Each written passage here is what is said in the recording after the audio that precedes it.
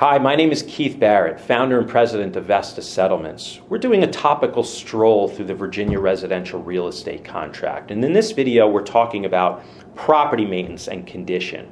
In this particular paragraph, there's a couple of check boxes and a couple of blank lines that are contained in there.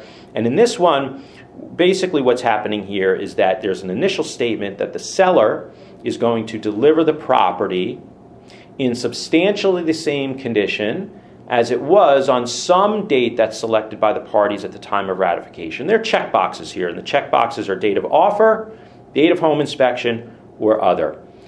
Again, no right or wrong answer here. Usually we're seeing either date of offer or date of home inspection, and so basically the seller is promising that buyer that the property will be in substantially the same condition as it was at the time of which of those boxes was checked.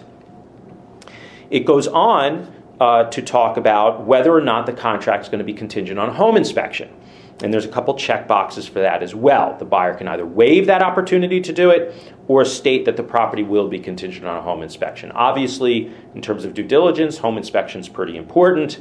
Most buyers take the opportunity to do one. And so if that box is checked, then there is a home inspection contingency that will be utilized. It's another form that's provided.